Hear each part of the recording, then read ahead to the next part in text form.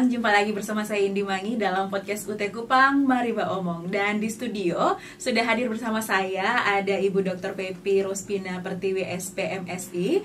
Beliau ini adalah dosen Fakultas Sains dan Teknologi di Universitas Terbuka. Juga sudah ada Bapak Wahyu Inayanto Eskom. Beliau adalah manajer pengelolaan sistem dan data layanan bantuan belajar di Universitas Terbuka. Kita sapa dulu narasumber kita hari ini. Halo Bapak, apa kabar Bapak Ibu? Alhamdulillah baik. Baik, saya juga baik. Oke, nah sebelum kita ngobrol-ngobrol nih ya Bapak Ibu ya, ini mau tanya dulu ini udah berapa kali kunjungan ke Kupang, udah berapa kali ini? Saya sering kayaknya. Dari Pak Wahyu Ya, boleh. mungkin kalau saya mungkin sekitar 3 kali 4 kali ya. Oh, Jadi oke. 3-4 kali mungkin yang terakhir di tahun 2019 kegiatannya kalau nggak salah juga dulu masih EKBM ya apa PKJ 2009 itu juga sama kegiatan seperti ini. Ya. Itu di Kupang semuanya ya Pak? Di Kupang semuanya.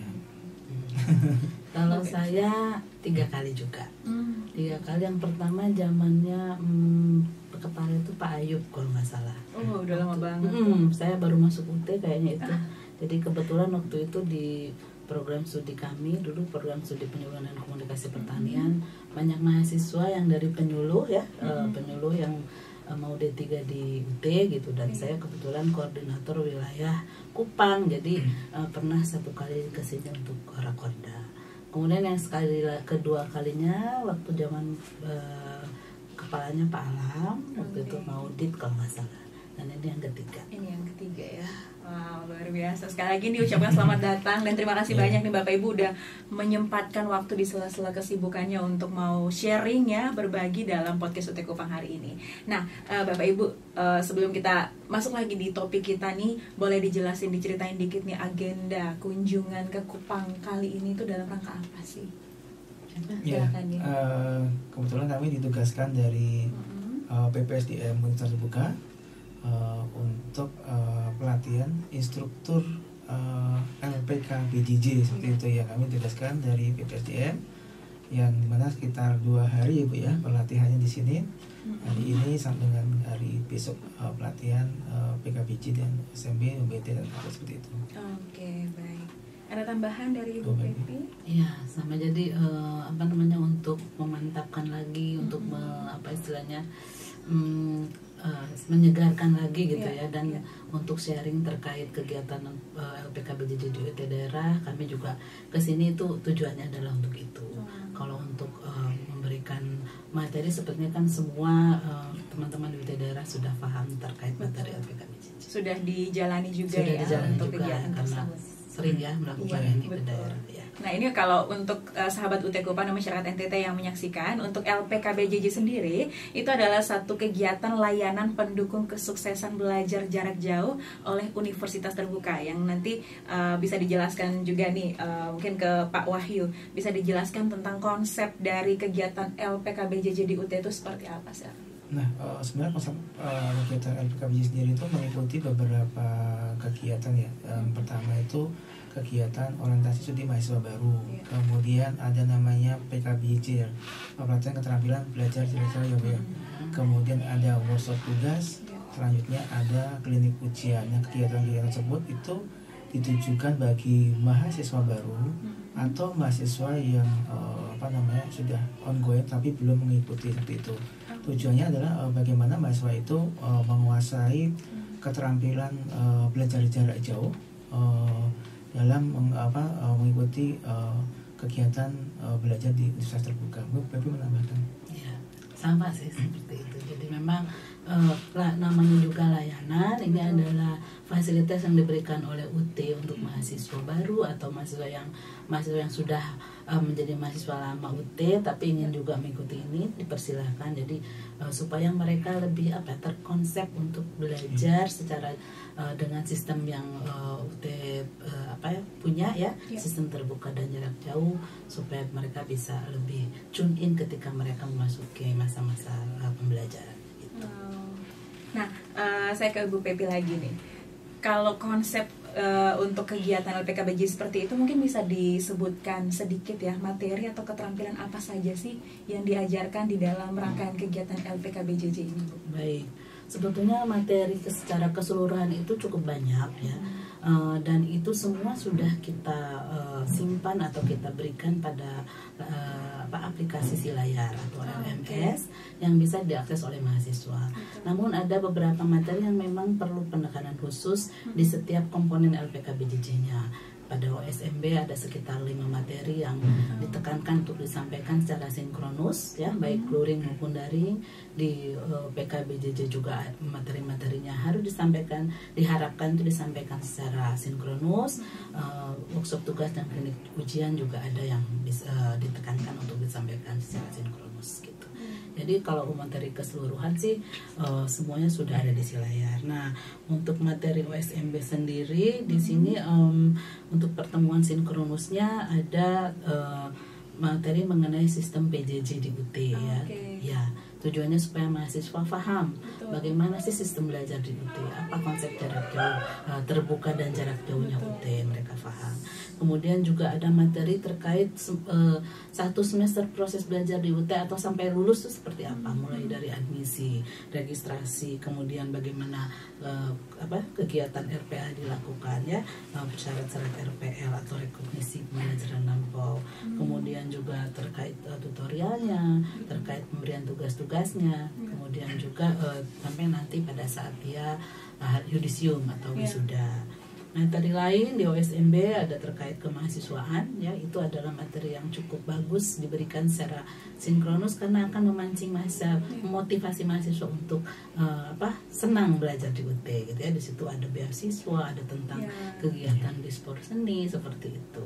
Dan yang terakhir di OSMB itu ada materi pencegahan dan penanganan kekerasan seksual, ini materi wajib dari Dikti juga, serta ada overview bagaimana cara memanfaatkan IT-nya di UT gitu di OSMB. Kalau PKBJJ terkait bagaimana mereka cara membaca yang benar gitu, cara merancang jadwal belajar, karena kan di UT masih banyak, ada yang sudah bekerja karena beragam sekali, ada yang memang full untuk kuliah, jadi diajarkan bagaimana cara merancang jadwal belajar, cara mereka hasil bacanya itu, sehingga mereka pada saat ujian nanti sudah tidak kebingungan lagi belajarnya, sudah terkonsep, sudah terjadwal dan tentu saja jadwalnya harus ditepati gitu ya. Nah, kalau workshop tugas dan klinik ujian, di workshop tugas itu materinya terkait dengan tugas-tugas pembelajaran, bagaimana cara penyelesaiannya tentang tugas pembelajaran. Kalau di klinik ujian kita sepertinya memberikan cara preventif supaya nanti mereka ujian itu bisa lancar, tidak cemas, tidak keteteran, dan mereka siap untuk melaksanakan ujian. Gitu secara overview-nya. Iya. Ada tambahan mungkin dari Pak Wahyu? Udah lengkap. Komplit sekali ya. Dalam payung LPKBJJ ini semua hal langsung diberikan kepada mahasiswa. Itu kalau mungkin dalam konsep perguruan tinggi konvensional itu dalam ospek seperti itu ya, Bapak Ibu ya.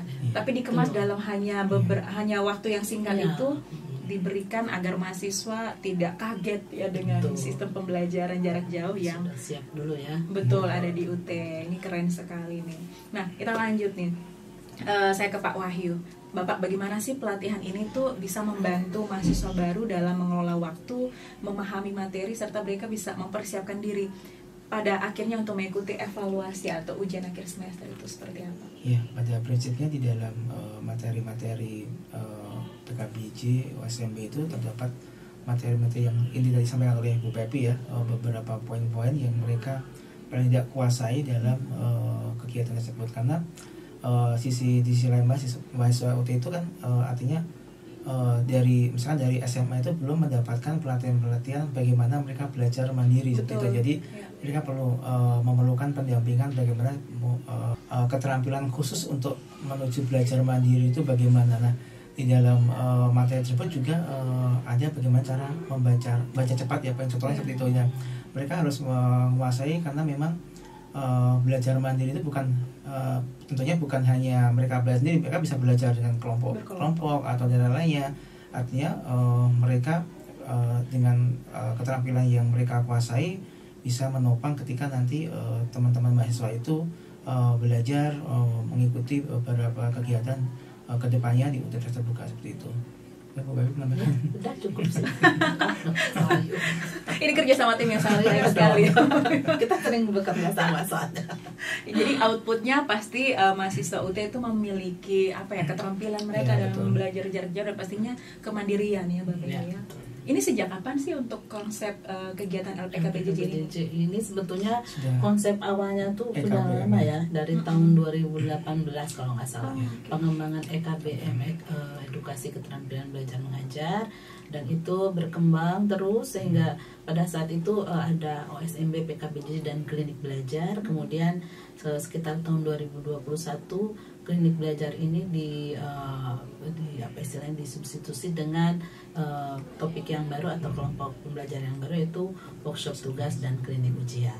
Jadi pada tahun 2020-an lah gitu sudah Iya. berkembang menjadi LPK-BJJ, layanan pendukung kesuksesan belajar jarak jauh. Berarti dari berdirinya UT ini Bapak Ibu sampai 2018 tuh ternyata UT melihat kebutuhan Oh akan iya. layanan ini Iya. oleh mahasiswa baru ya. Dan pembimbingan juga dilakukan ya sejak dulu gitu kan. Ya. Memang Namanya konsepnya beda-beda. tapi Tapi cuman ya.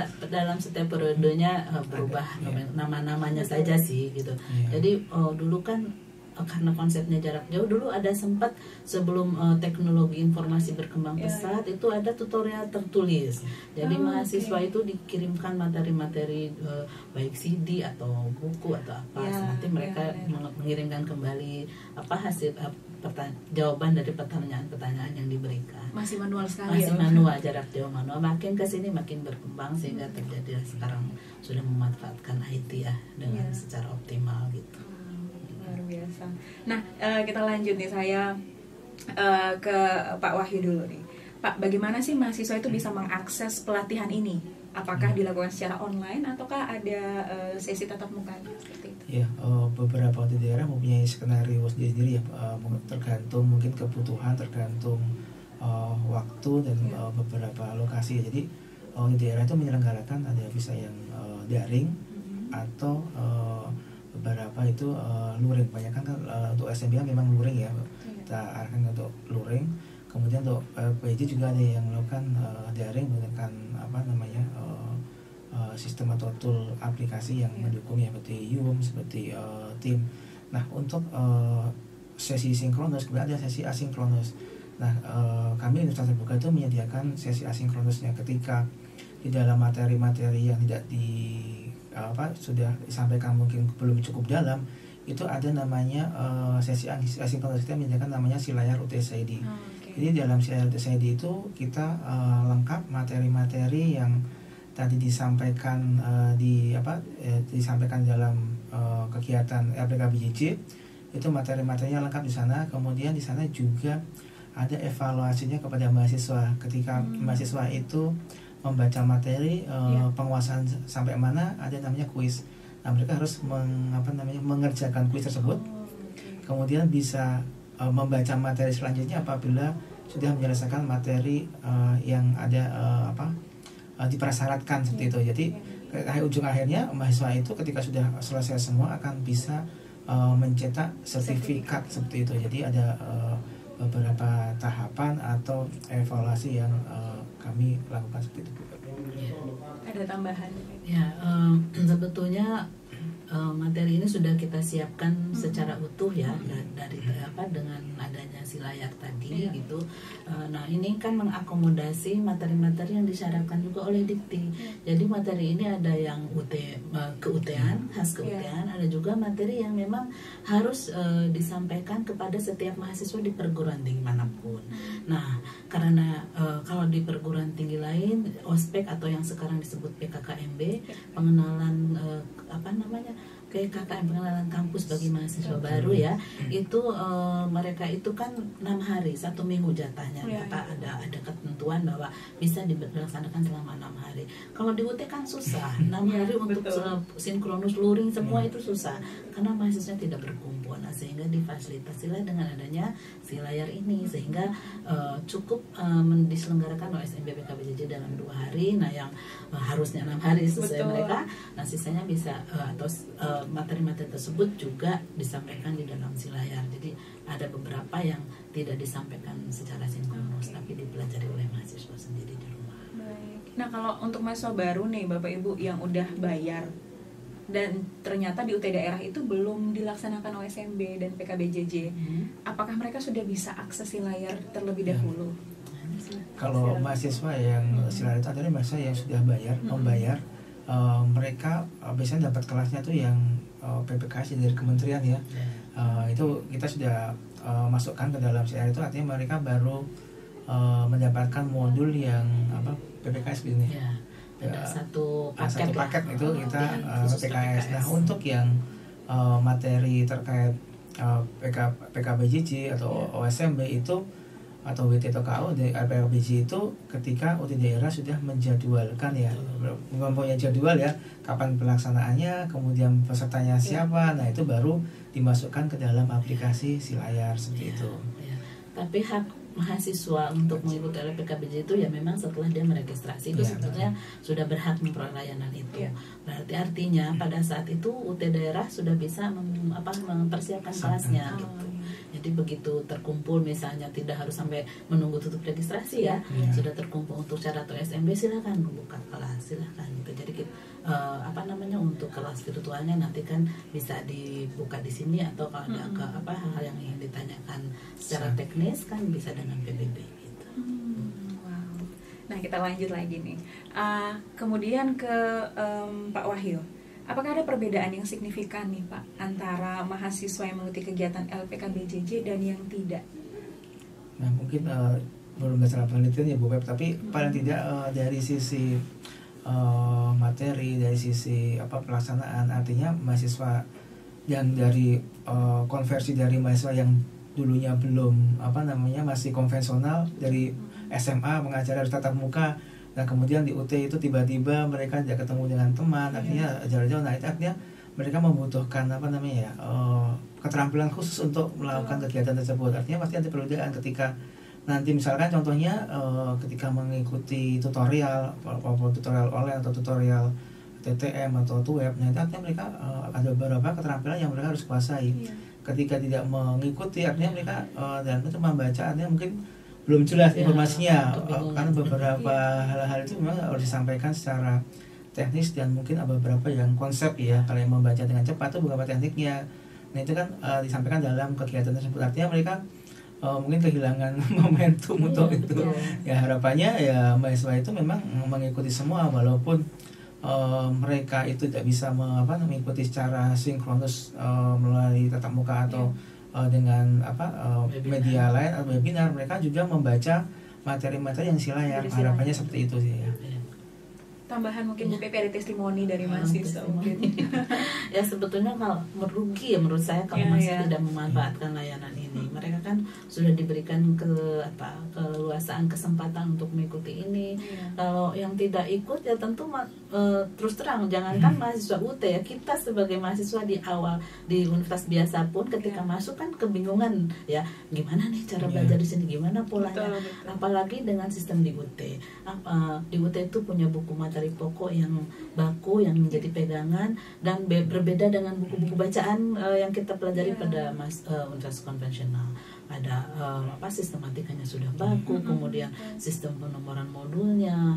Kalau misalnya belum melihat kan bingung. Nah, ketika di LPKBJJ ini diperkenalkan hal seperti itu, sehingga pada saat mereka ikut LPKBJJ ya, pada saat mereka mengikuti pembelajaran sudah familiar gitu dengan begini ya cara membuat rencana belajar, membagi-bagi satu kegiatan belajar untuk dipelajari setiap harinya seperti apa gitu. Nah, yang ikut kan belum belajar itu, belum tahu teori-teorinya. Tips dan triknya untuk membaca modulnya itu kan ada ya.